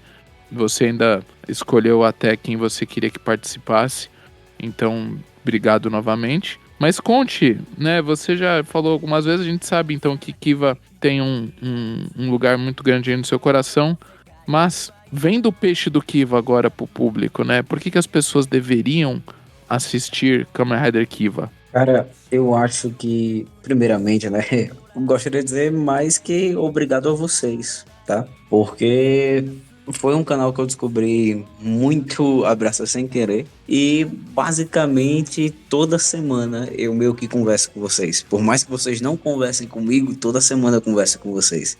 Ouço as opiniões, eu sempre estou ali acompanhando. Porque virou quase que um rito meu de toda semana. No final da sexta-feira, depois de trabalho, depois de faculdade, vamos ali, vamos ver o Nares e o Kuroda dando opiniões. Vamos ver um Tokocast novinho aí saindo pra gente aprender mais sobre a franquia. E como eu falei, né, antes da nossa gravação aqui, eu disse que foi até algo que foi meio que planejado, vocês 4 aqui em específico, e eu disse que pra mim era quase que uma cerimônia, né, uma celebração desses meus 12 anos acompanhando Tokusatsu. Kiva pra mim, cara, ele chegou num momento bem diferente do que deu pra entender de vocês. Eu fui ver Kiva em 2014, aliás, em 2012, peço perdão. E em 2012 eu tava indo pro primeiro ano do ensino médio. Nessa mudança, nessa que, né, de mudar de escola, de trocar o negócio, eu me vi muito no Wataru, sabe? Aquele personagem que não conversa com ninguém, que tá meio nervoso ali com o mundo, tentando aprender com quem pode conversar, com quem pode mexer, com quem pode falar. Então, basicamente, Kiva, ele foi foi quem me acompanhou no primeiro ano do ensino médio. Foi quem me ajudou a voltar a me comunicar, a conversar com o pessoal ali do ensino médio, a fazer mais amigos. E foi o que me fez me apaixonar por essa franquia. Eu posso dizer pra vocês que, de fato, Kiva não é o melhor Kamen Rider. Eu não vou mentir pra vocês e dizer, melhor série Kamen Rider é Kamen Rider Kiva. Mas até conversando com o Gil recentemente, o Gil fala muito a respeito de respeitar a opinião das outras pessoas. Porque, querendo ou não, a opinião é uma coisa que a gente não discute. A gente pode questionar fatores críticos, a gente pode questionar fatores de produção, mas, de fato, a opinião é um negócio muito aleatório. Porque, ao mesmo tempo que eu vejo muita gente, principalmente na gringa, em canais mais novos de conteúdo de Tokusatsu, falando muitas das vezes mal de Kiva, falando que é uma série cansativa, falando tal coisas, foi a série que pra mim me prendeu, entendeu? Pra mim foi a série, foi o meu abraço, foi o meu Jasper, como eu já falei, foi o meu Kamen Rider Black, e ele pra mim é o que me lembra que para todo mundo, talvez aquela série que a gente acha que é a piorzinha, a mais fraca, eu vivo zoando Kamen Rider Gotchard, todo mundo sabe, mas para alguma pessoa, talvez aqui no Brasil, talvez lá fora, o Jaspion dele, o Kamen Rider Kiva dele foi o Gotchard. Talvez até o próprio Gosseija, que o Senna tira onda aí dizendo que é horrível, ou o Super One, talvez ele seja o Jaspion, o Kamen Rider Black, ele seja o que vai dar o start para essa pessoa. E eu tenho um amor tão grande por Kiva, cara, que você não imagina. Eu fiz esse exercício de reassistir Kiva e, cara, eu ria das mesmas piadas. Eu gostava muito de ver as besteiras do Otoya, de ver o desenvolvimento do Ataru, de ver as tretas, principalmente a questão de amor, da maturidade que a Yuri traz ali quando ela termina o relacionamento dela com o Otoya, que ela fala basicamente que, olha, eu ainda amo ele, eu ainda tenho um sentimento por ele, mas eu tô vendo que esse relacionamento não tem mais o que ver. Então, tá na hora de eu deixar esse amor, que é muito grande, que é muito doloroso pra mim, e evoluir para um próximo amor, e evoluir para um novo propósito de vida. E para mim essa é a mensagem principal do Kiva, sabe? É a mensagem dos amores que muitas das vezes vão e vêm, das dores que muitas vezes vão e vêm, mas o importante é nós aproveitarmos o agora, aproveitarmos as pessoas que estão próximas. E gostaria, né, principalmente de agradecer a vocês, agradecer a comunidade da Tokunet. Pensa numa comunidade que me dá dor de cabeça, mas ao mesmo tempo eu não consigo largar, que é a Tokunet Brasil. Então, gostaria de agradecer a todo mundo que participou dessa minha jornada do Tokusatsu. Eu não vou largar o Tokusatsu, tá?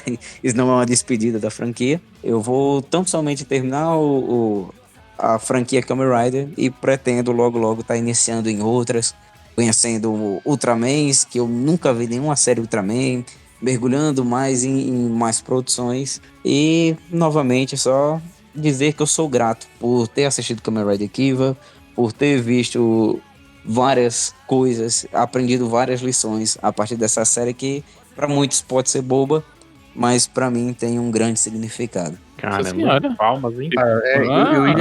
Eu ia zoar, falando que ele ia abandonar o Kiva igual a mãe abandonou o Ataru, mas depois de tantas palavras bonitas, cara. A gente que agradece, cara. Até para os nossos ouvintes que estão ouvindo aqui, pra gente esse é um momento, acho que é o maior pagamento que a gente tem pelo nosso trabalho, é a gente poder, o Tokusatsu, desde que a gente começou o tokusatsu.com.br, começamos por amizades, para manter amizades, para criar novas amizades, e olha o que delícia que o Tokusatsu traz pra gente. Amizades como o Tylance, e começou como um ouvinte, ele é nosso apoiador lá no Catarse, hoje não só esse Tokcast que ele ganhou o direito de escolher o tema, mas ele já participou de outros como convidado também. E nós temos a amizade dele, a participação dele, tá com a gente aqui faz já um bom tempo acompanhando nosso trabalho, no Toku agora também. A gente que agradece, tá? Que bom que você tá aqui com a gente para dividir as suas experiências e o seu amor e o ódio também pelo Tokusatsu, pelo Tokusatsu. O Thales comentou algo que às vezes a gente acaba esquecendo, né? A gente entra na casa das pessoas, ou hoje, no momento do ônibus, no momento da louça das pessoas, as pessoas escutam, assistem, a gente de alguma forma entra no dia a dia das pessoas, e acho que um detalhe que o Thales comentou é importantíssimo, é respeitar a opinião do outro, né? Eu acho que abraçar a quem nos acompanha, a quem nos ouve, é não agredir a pessoa dizendo que o que ela gosta é ruim. Eu posso, como várias vezes já comentei, não gostar do Super One, e pode ter um fã de Super One. A gente não vai depreciar o fã de outra série, porque a gente acha que talvez aquela série não seja tão boa. E eu acho que por momentos assim, e mais momentos assim, em que as pessoas possam colocar a sua opinião de gostar ou não gostar, e todo mundo continuar se respeitando, e todo mundo continuar amigo, são momentos assim que a gente precisa cada vez mais, né? Menos quem gosta de Gosseija. Quem gosta de Gosseija não precisa ser meu amigo. Não, brincadeira, gente. Brincadeira. Eu ia falar Gotchard, mas ia dar uma treta também. Eu acho que os maiores legados do Tokusatsu.com.br para o fandom de Tokusatsu é exatamente isso, o respeito à opinião diferente, né? O respeito e a busca por discutir uma opinião através de informação, né, cara? Eu acho que, inclusive, falando momento falar sério, leve isso pra sua vida no geral, não só sobre Tokusatsu. Tenha mais respeito e empatia pelos outros, né? A não ser quando ele não gostar de Gozeiger, né? Não, aí não. Tô brincando. Então, Não, Gozeiger não é o alvo. No meu caso é Turbo Ranger, né, Senna? É verdade. suas considerações finais. Kamen Rider Kiba eu achava chato, achava maçante, mas é mais um exemplo pra mim que tem muita série da franquia Kamen Rider, Super Sentai, Ultraman, que você precisa encarar até o final, porque na maioria das vezes você é recompensado pela coragem de ver tudo. Em algum momento você é recompensado, né? E o Kiba é mais um exemplo disso, né? Tem que ter paciência, né? Tem muita gente, muito fã, e às vezes fã adulto e super maduro, que quer ter a recompensa no episódio 2, quer ter a recompensa no episódio 3. Não quer esperar a história se desenrolar, né? Como um bom livro, já quer saber quem matou Odette Reutemann no segundo capítulo, né? Já quer saber quem é que o Sherlock Holmes desvende o mistério já no capítulo 3, né? Não quer esperar todo a trama rodar, né? Mas é uma série pra mim que foge um pouquinho do padrão, exatamente pela questão temporal dela, né? A gente vê duas linhas temporais ali rodando ao mesmo tempo. É um filme, é uma série, né, meio tragédia, né? Sobre herança, sobre amor proibido, né? Sobre escolhas, o peso do destino, né, cara? Pô, durante uma parte da série dá até dó do Ataru, porque todo mundo começa a depositar nele o peso das coisas que estão ocorrendo, das escolhas, né?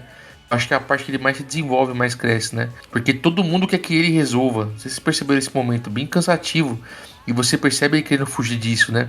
E o quanto ele evolui, né? Assim, mas a série apresenta uma leve elegância visual, assim, uma complexidade narrativa, mas uma elegância visual junto, né? Tem furo de roteiro? Tem. Tem falta de conexão em alguns pontos? Pra mim tem, né? De novo, essa é a minha opinião, né? Minha conclusão, né? Ela mistura tons de horror em alguns momentos de uma forma bem interessante, pô. Tem episódio que aquele Fangar Cavalo, lá, se é o nome dele, que ele perde a memória no presente. E quando ele recupera, ele mata todo mundo. Muita gente morre, vocês já perceberam? Muita gente morreu, cara, nessa série, sabe? A segunda vez que eu vi o Kiva, eu acho que eu amadureci assim como o Otoya e o Ataru, porque eu consegui degustar, né, me entreter melhor lá agora, mesmo reforçando que o bom mesmo fica lá pro episódio 30, né, cara? A série fica boa mesmo lá pro episódio 30, mais ou menos. Mas foi bom assistir de novo, e foi bom ver a história assim se unindo, né? A história se unindo com o passado, né? A história unindo o passado e o presente em vou tentar romantizar aqui, né? O final em um mesmo acorde, né? Que é o som do violino que a gente escuta o tempo todo do Otoya e do Ataru, né? A Bloody Rose, né? Então é bem interessante essa construção, apesar de alguns poréns ali. Eu confesso pra vocês que quando o Thailand disse assim, Gil, a minha escolha vai ser Kiva, falei, puta merda, velho. Eu achei que Kiva seria um dos últimos Kamen Riders que eu fosse gravar no podcast. E que bom, novamente, que eu estava errado, né, cara? Me surpreendeu rever, porque eu talvez tenha apagado muito da minha memória. Mas foi bem gostoso. Mas, de novo, principalmente a partir da metade da série ali, cara. Porque o começo pra mim ainda é um pouco cansativo. Mas vale a pena assistir Kiba, assim como o Nares contou. E como eu falei, né? Uma série que ela é como um bom vinho, cara. Vou falar pra vocês que o Kiba é como uma boa garrafa de vinho sendo envelhecida, né? Você começa a beber ela e você vai encontrando os melhores sabores ali, né? Os taninos, né? Taninos, se não me engano, né? Começam a te trazer uns tons melhores ali, mais da metade da garrafa pro final. E aí você tá bêbado e esquece alguma coisa do roteiro, né? As coisinhas. Faz sentido. Você fica feliz, né, cara? Porque se você bebe com responsabilidade, o máximo que a bebida pode te dar, né, é um momento feliz, né? Então bebam com responsabilidade. Nares, toda sexta-feira nós temos um encontro com os nossos ouvintes e web espectadores, não é? Exatamente, toda sexta-feira, 8 da noite, pelo horário de Brasília. Você acompanha no YouTube do Super Hero, o Toku Agora, a nossa revista eletrônica semanal do Tokusatsu, comigo o Gil e o Kuroda, e mais um panteão de grandes colaboradores e fãs de Tokusatsu falando de tudo que é tema. Não deixe de acompanhar também as notícias da semana lá com a gente. siga nas redes sociais. E já que eu abri a minha participação hoje falando de música clássica, vou fechar falando de uma frase do Ludwig van Beethoven, que eu acho que resume o que a gente disse aqui. Nunca quebres o silêncio se não for para o melhorar. Muito bom. E Senna, se despeça também da galera aí contando como é que as pessoas que estão ouvindo e quiserem interagir conosco, falar se gostaram do episódio, gostaram da série, viram, querem ver, contar pra gente o que nós esquecemos também, como é que a galera pode fazer aí? Eu não tenho como melhorar, Gil, desculpa, depois da frase do Nares. Não, brincadeira, gente. Pode deixar um comentário pra gente lá no Spotify, né? Em qualquer programa. Pode comentar também no nosso canal do YouTube. Pode seguir a gente lá no Instagram, TokusatsuBR. Pode seguir a gente no Passarinho Azul Tokusatsu. E também no Twitter, o novo X, né? Na verdade, o antigo Twitter. @Tokusatsu. Gente, muito obrigado pra quem vem comentando no Spotify também, tá? Não só no YouTube. Estamos sempre tentando deixar lá um coraçãozinho para vocês. Antes de passar pro Kuroda pra gente finalizar, Thailand, quer deixar suas redes sociais, quer deixar alguma mensagem final para a galera que ouve o TokuCast? Cara, no geral, acho que eu vou terminar igual eu terminei lá em Goondia. Eu sempre apareço lá no canal do pessoal, sempre tô no Toku Agora, sempre tô aí pelas redes. Então, se quiserem me procurar, nome é Tallance, TYLLANCE, isso em qualquer rede social. Inclusive no Google, se você pesquisar meu nome, vai aparecer TokuCast. Isso não é brincadeira, é sério isso daí. Tallance é o primeiro e o único de seu nome. Exatamente. Então, me procurem principalmente só para conversar. Pra gente falar mais sobre Tokusatsu, pra gente tá aí acompanhando o conteúdo do pessoal, vendo coisa legal. Eu não sou produtor de conteúdo, tá? Só sou um entusiasta do gênero. Mas sempre que precisarem aí de mim, tô sempre disponível de todo mundo aí. E Kuroda, você que já foi um vampiro doidão, inclusive, Ox, Daniel. Sim, o homem, o mito, a lenda. Ai, memórias, né, Kuroda? Deixa a mensagem pra galera. Gente, a mensagem é o seguinte, é isso, curta o TokuCast, o Toku Agora. A gente tem feito aí um trabalho diário com as notícias no nosso site, no tokusatsu.com.br. A gente reposta no Instagram, tem os reels, também nas nossas redes sociais, tem reviews aí de Zetsu, de Ômega, de Tojima Katsuru Kamen Rider. Então, acompanhe nosso trabalho e obrigado por tudo sempre. Até um próximo evento. Isso aí, se você quiser ser padrinho ou madrinha do TokuCast, pra tentar dar sorte como Tyler, se escolher um tema aqui, gravar com a gente, falar da sua série favorita, é só você acessar o nosso Catarse. Lá no tokusatsu.com.br tem link pro Catarse. Vem apoiar a gente a partir de R$5 por mês. Tem sorteio de vários itens e tem momentos bacanas como este daqui, tá? Se você virar padrinho só pra me forçar a falar de Turbo Ranger, eu vou ficar muito chateado.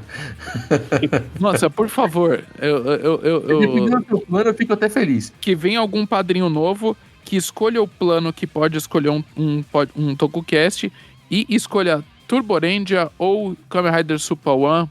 Guerreiros Tatuados de Beverly Hills. Então é isso, galera. Muito obrigado por nos ouvirem até aqui. Um grande abraço pra vocês. E com o Edinho.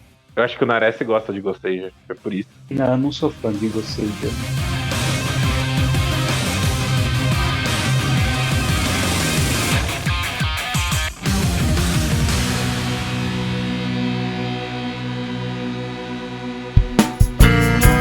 A edição deste podcast é feita por bancodecerebros.com.br.